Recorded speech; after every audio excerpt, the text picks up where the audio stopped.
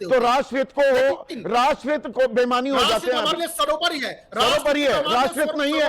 भारतीयों की ऐसे बेइज्जती की जाए, उन्हें कहा जाए कि लैपटॉप हाथ में लिए घूमने वाले ये आतंकी हैं, अपनी बीवियों को लेकर आ जाते हैं 9वें महीने में यहां पर डिलीवरी कराने के लिए, देश को नर्क बताया जाता है, भारतीयों को बेड़ियों में बांधकर वापस भेजा जाता है। बिल्कुल ये बर्दाश्त करने योग्य नहीं है, हम बर्दाश्त नहीं करते हैं। अरे वॉक द टॉक ना प्रोफेसर साहब, who is walking the talk? हम जवाब दे देंगे ये गलत हो रहा है। Who will walk the talk? बिल्ली के गले में, अमेरिका के गले में घंटी कौन बांधेगा? ये नाकाबिले बर्दाश्त है। How dare you talk to us like that?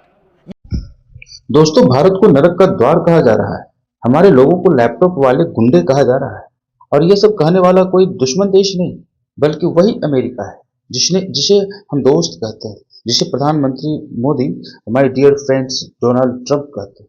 दोस्तों, एक बार फिर डोनाल्ड ट्रंप ने भारत को नीचे दिखाया है, इस बार सीधे नहीं बल्कि एक पॉडकास्ट शेयर करके, जिसमें भारत को हेल होल कहा गया। हेल होल मीन्स नरक का द्वार। और याद रखिए, ट्रंप ने सिर्फ शेयर नहीं किया, मतलब उसने इस सोच को इंडोर्स किया। अब सवाल ये नहीं है कि ट्रंप ने क्या कहा, सवाल ये है कि भारत ने क्या जवाब दिया। 2 दिन से ज्यादा हो गए सौरभ भाई, भारत को नर्क बता रहा है हमारा देश, हमारा फ्रेंड डोनाल्ड ट्रंप। हम बता रहे हैं नहीं जी, ये उचित टिप्पणी नहीं है, बस बात खत्म।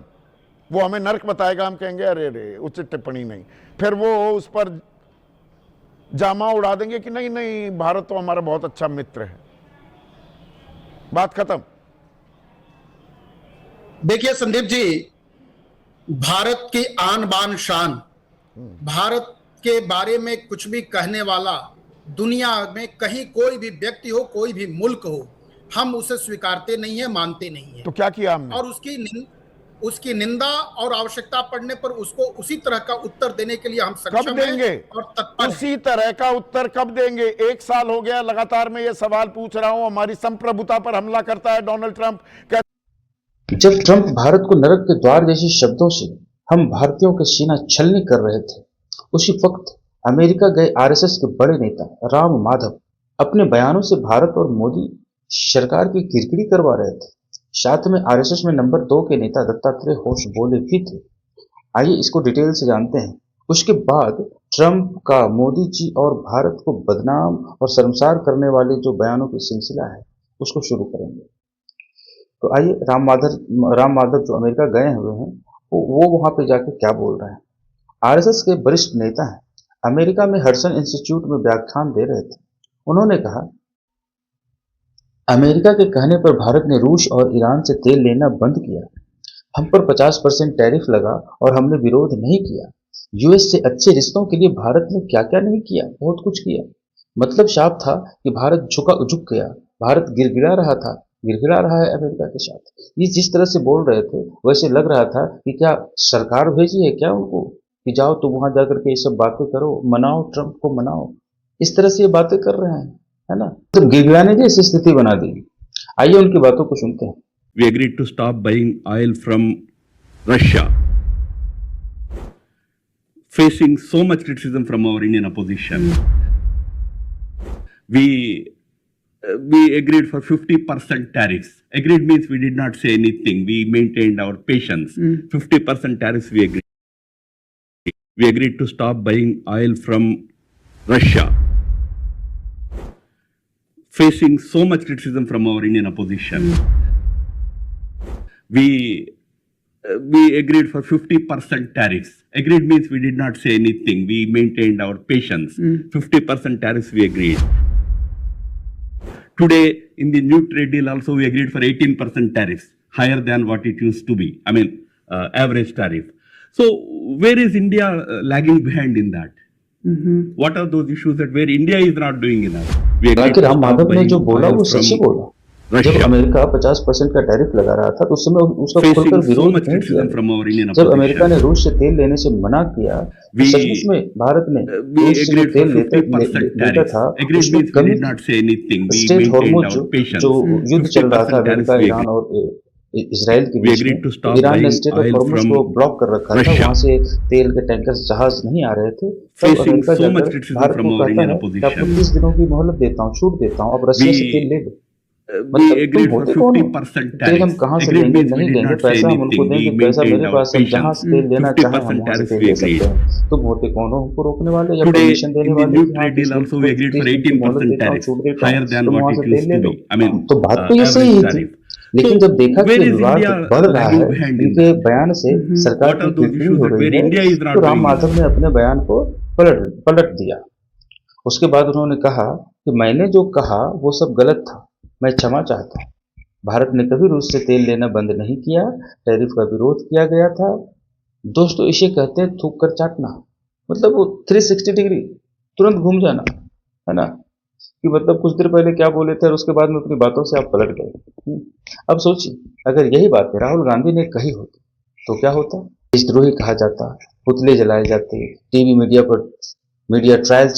पर मीडिया ट्रायल चलाया जाता, देश के हर कोने में बीजेपी और उसके गठबंधन की सरकारें प्रेस कॉन्फ्रेंसेस कर रहे होते, प्राइम टाइम जो नेशनल चैनल पे जो प्राइम टाइम डिबेट्स होते हैं उस दिन का यही मुद्दा होता। करीब 100 से ज्यादा डिबेट तो राहुल गांधी के बयानों के ऊपर हो जाते। लेकिन जब सत्ता पक्ष के लोग कहते हैं तो चुप्पी। इसी पर राहुल गांधी ने लिखा, आरएसएस अब राष्ट्रीय सरेंडर पार्टी बन चुकी है, नागपुर में फर्जी राष्ट्रवाद, अमेरिका में शुद्ध चाटुकारिता, और हालात देखकर ये आरोप पूरी तरह बेबुनियाद नहीं लगते।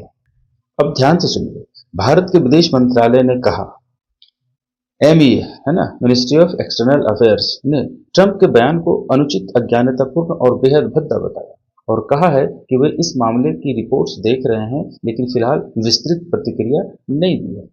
अब दोस्तों बताइए, प्रेसिडेंट ट्रंप जो है भारत को नरक का द्वार कह रहे हैं और हमारे तरफ से इतने बयानवीर हैं, है ना, बहुत सारे बयानवीर भरे हुए हैं बीजेपी में। आप गिरिराज सिंह से लेकर के आप संगीत सोम, खैर सबसे बड़े बयानवीर तो हमारे वाले ही हैं, 56 इंच वाले जो हैं। कोई प्रतिक्रिया नहीं, चलो विदेश मंत्री से प्रतिक्रिया दिलवा देते, खैर कोई बात नहीं, उनकी सचिव जो है एमईए उनकी तरफ से ये बयान, लेकिन बयान आया क्या? अनुचित, अज्ञानतापूर्ण, बस इतना ही। ना कोई सख्त विरोध, ना कोई कड़ा संदेश, ना कोई चेतावनी। 140 करोड़ का देश और जवाब सिर्फ अनुचित टिप्पणी, बस।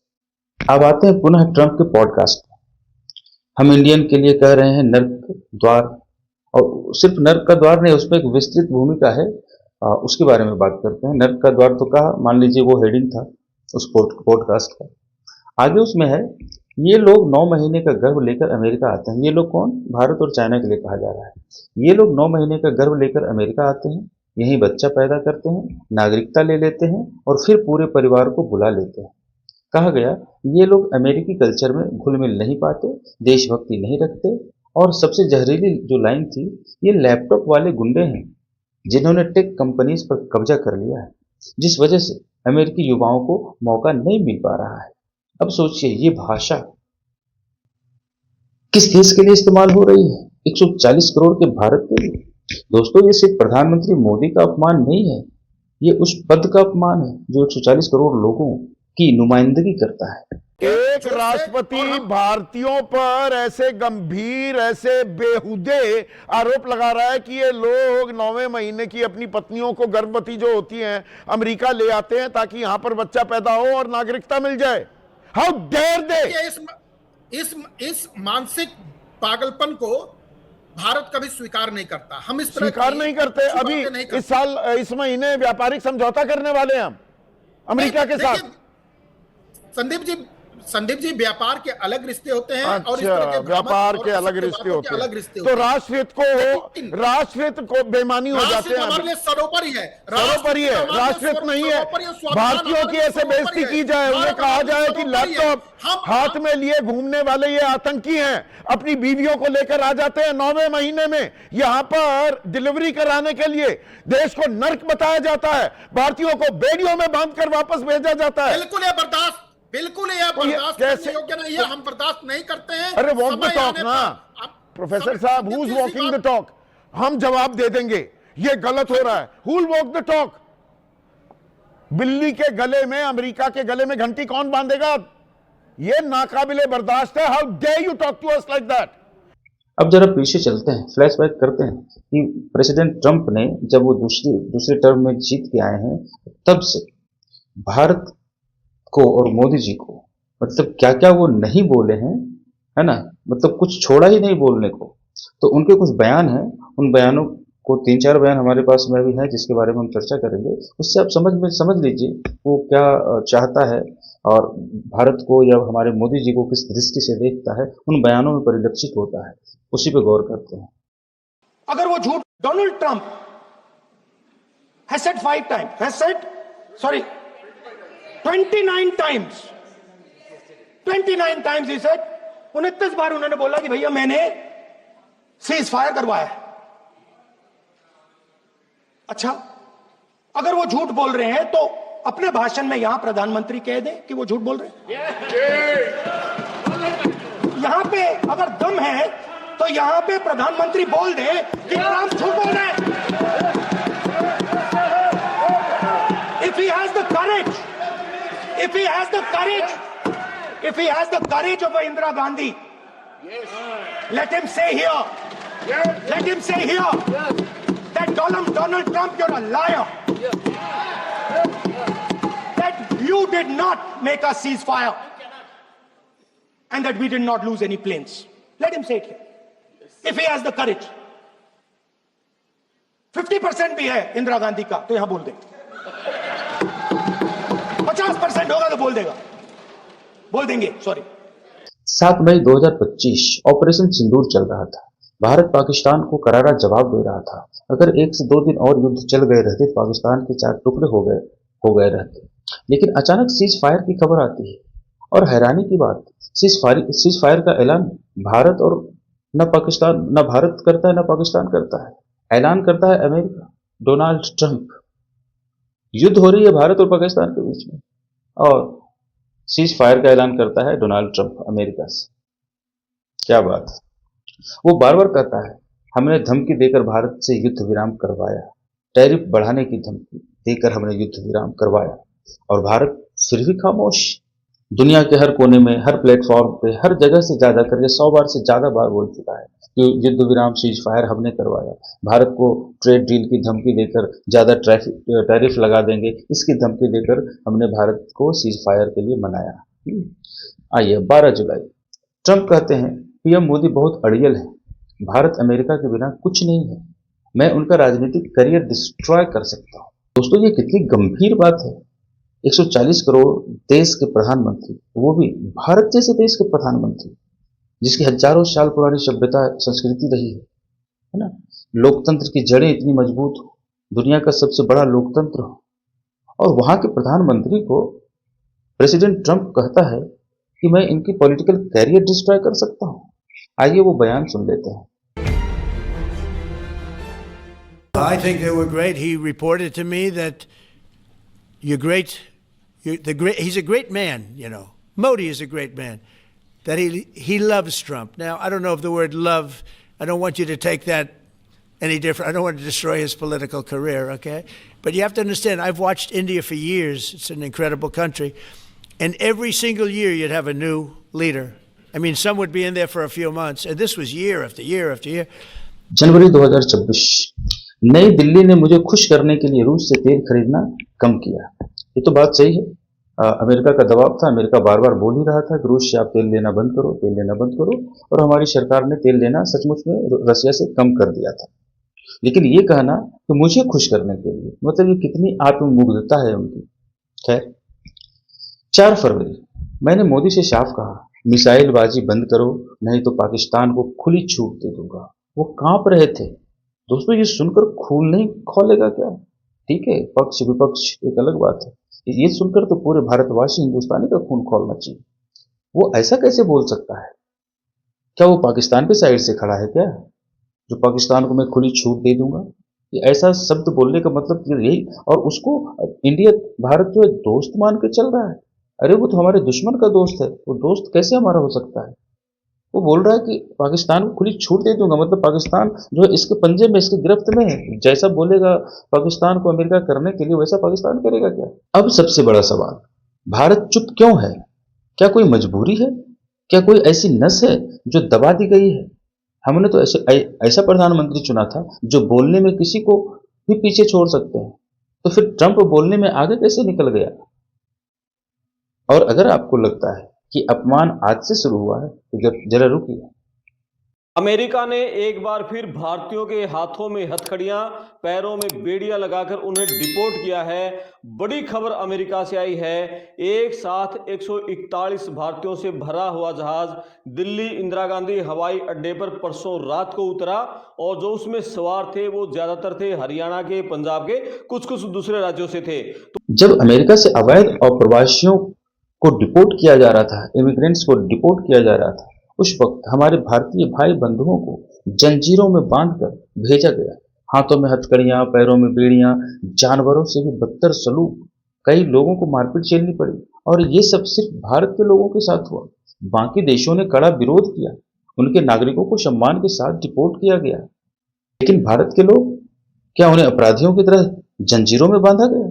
और उस वक्त भी भारत चुप रहा। न संसद में आवाज, न अमेरिका को चेतावनी।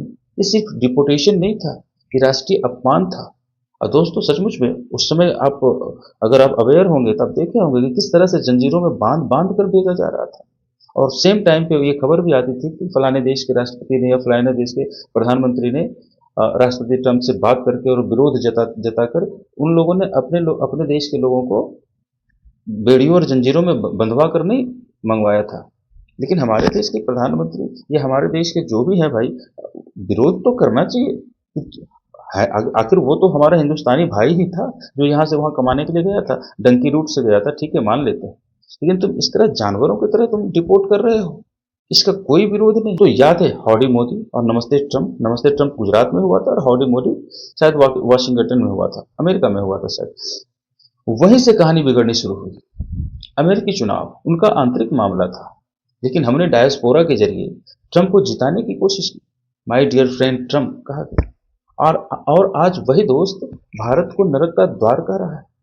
दोस्तों, पहली बात, चुनाव था अमेरिका का, वहां के राष्ट्रपति चुने जाने वाले थे। उसमें इंडिया का क्या रोल हो सकता था?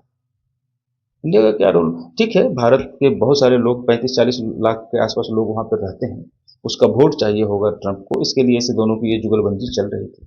लेकिन ये नहीं पड़ना चाहिए था किसी देश के ये उस देश का मामला है। उस देश के अंदर जो जनता है वो किसको वोट करनी है वो उनको देखना है। आज देखो वही दोस्त जो है नरक का द्वार कह रहा है हमारे देश।